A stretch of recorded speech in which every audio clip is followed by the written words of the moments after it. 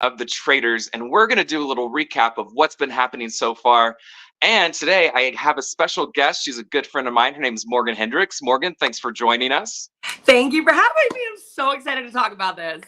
Oh man, there's so much to chat about. Now, today we're kind of really going to be just talking about episode 8 and 9, the last one that just aired yesterday.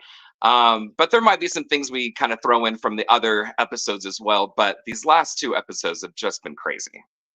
They've been, like, honestly, last night, the full range of emotions. I was gasping for air. I was screaming at my TV. There was not one single thing I could, like, just, so much to talk about.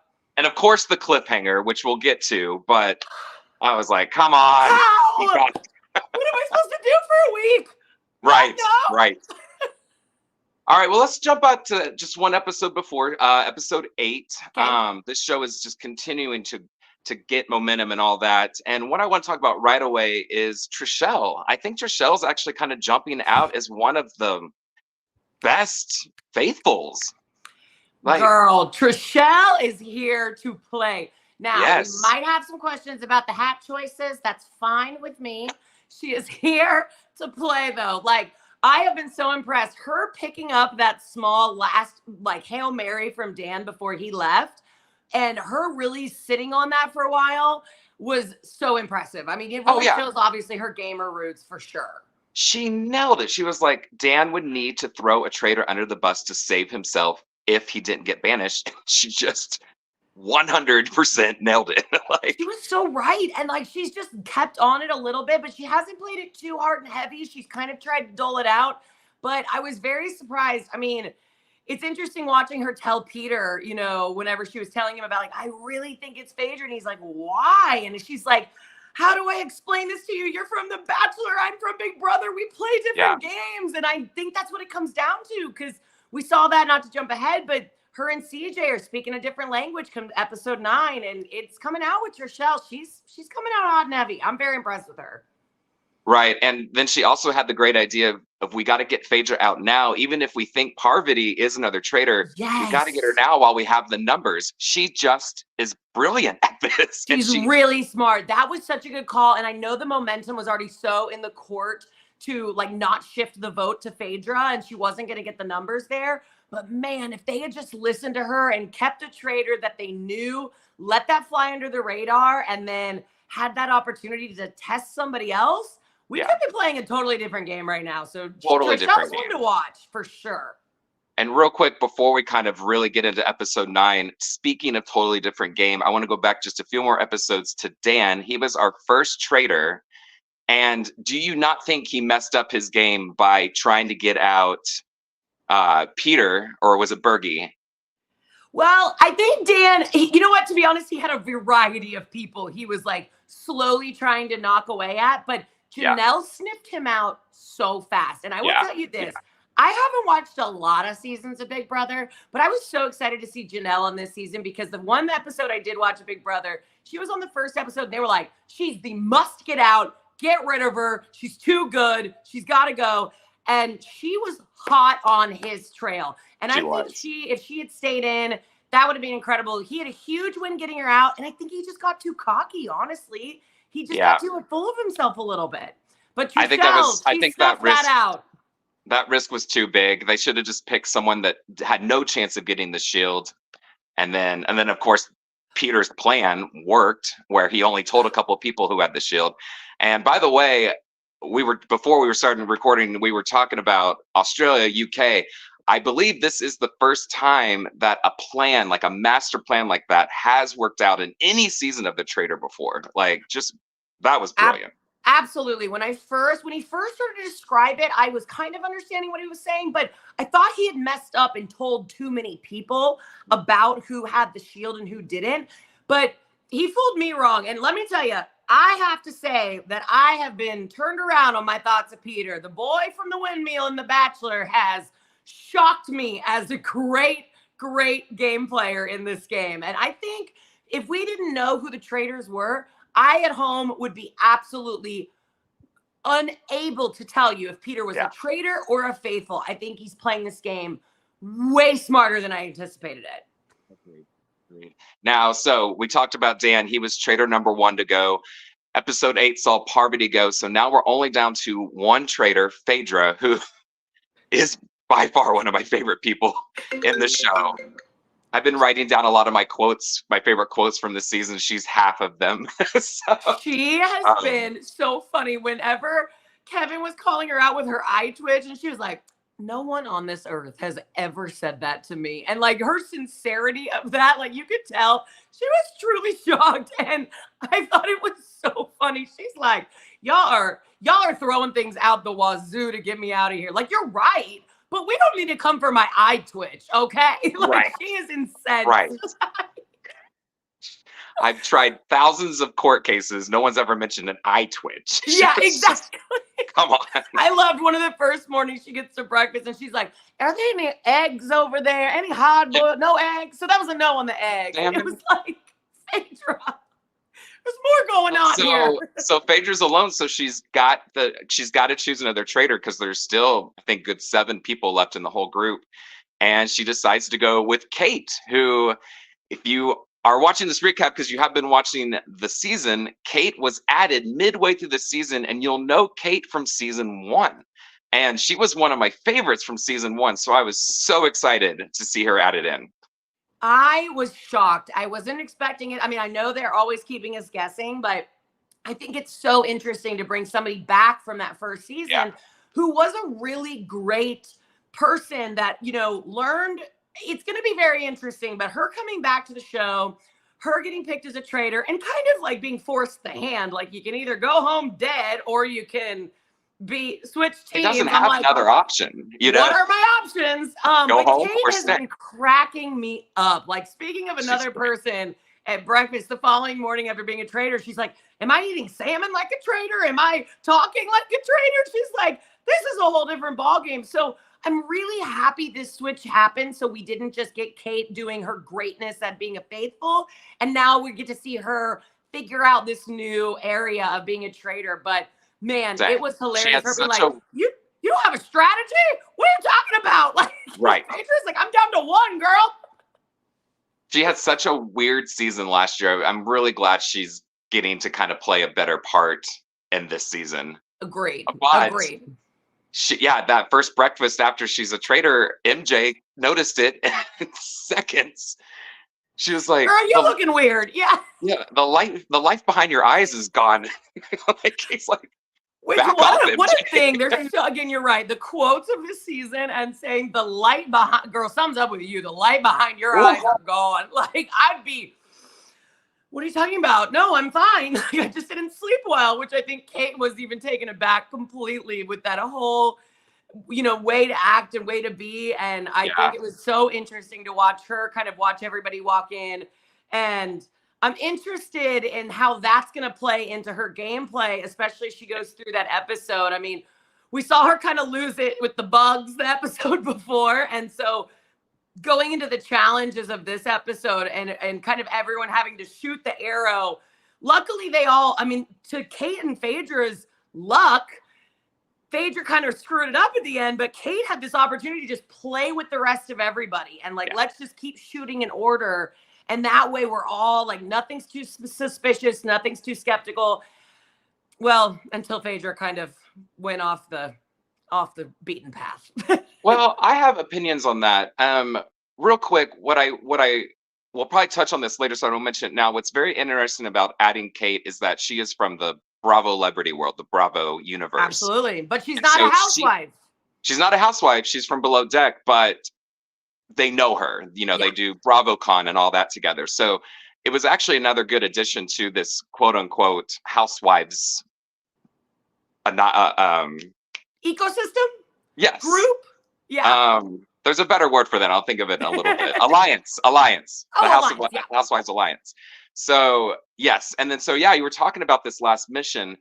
It was using a crossbow to knock out windows. Each window had a name of all the contestants that are currently in the show. And the one that was left last would get a shield from from that round table the following night, or that coming night.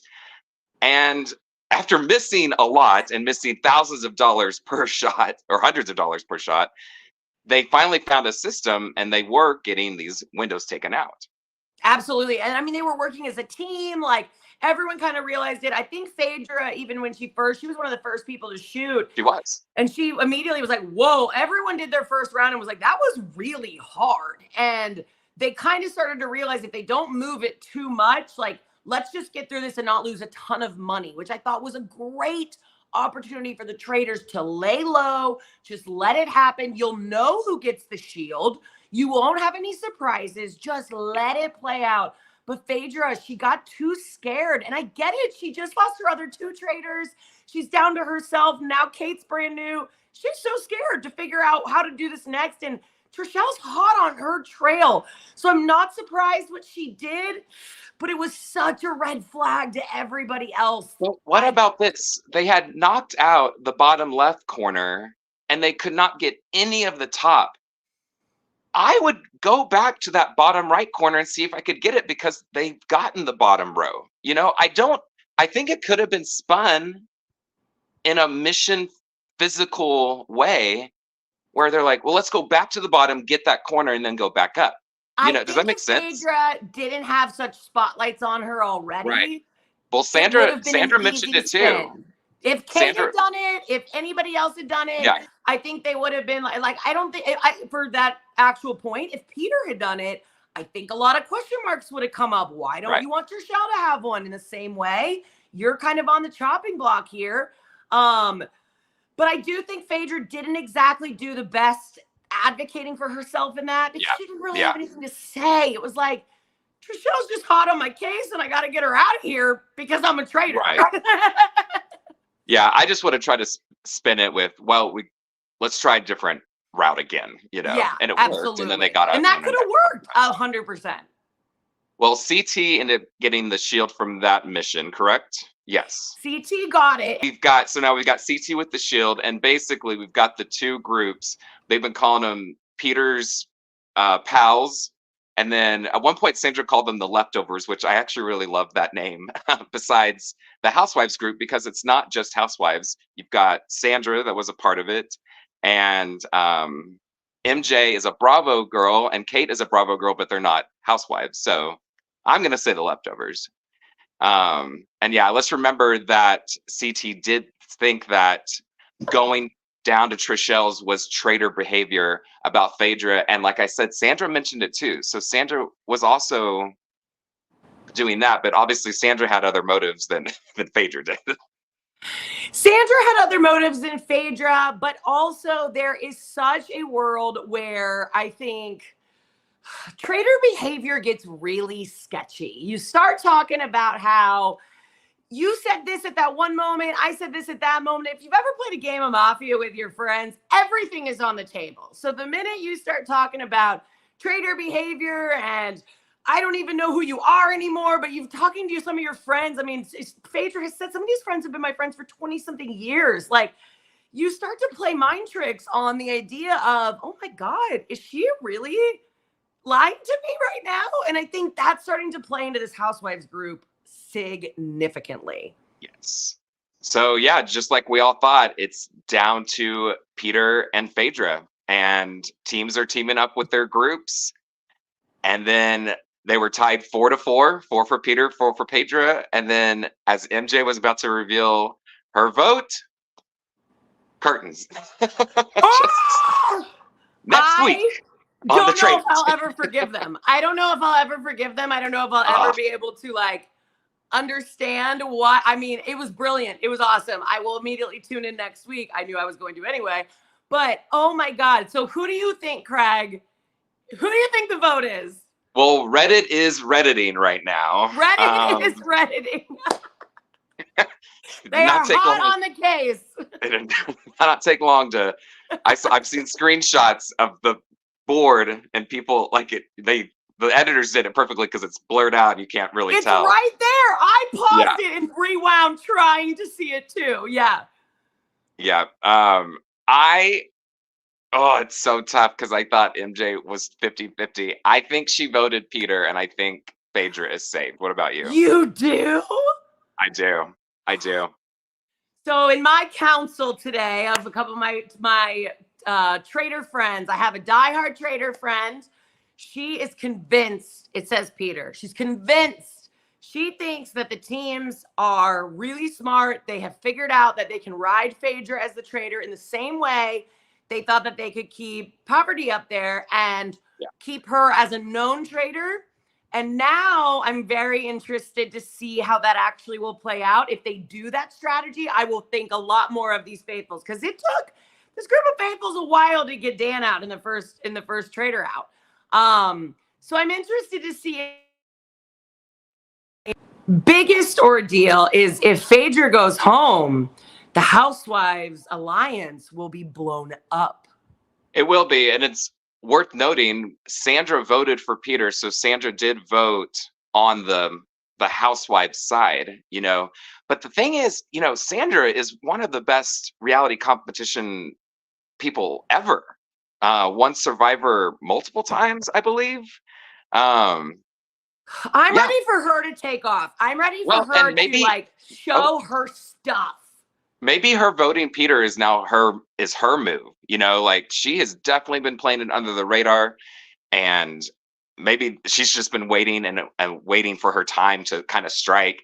Now that half the group is against Peter, because she knows Peter's going to be tough competition at the end.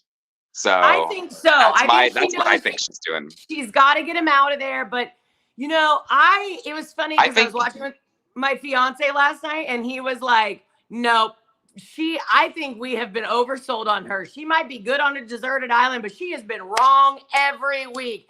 And I was like, "It's not a wrong. You're not wrong in that. However, I don't know if we've seen enough of her yet. I think she hasn't had her time to shine."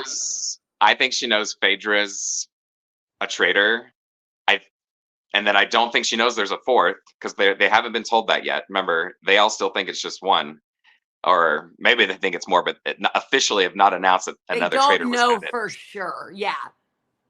So I could see Sandra being like, "I know it's Phaedra. Now it's time to get out some other competitors." Could be a good and move. Then we really should wrap this up. But Morgan, who do you think's going to win it all?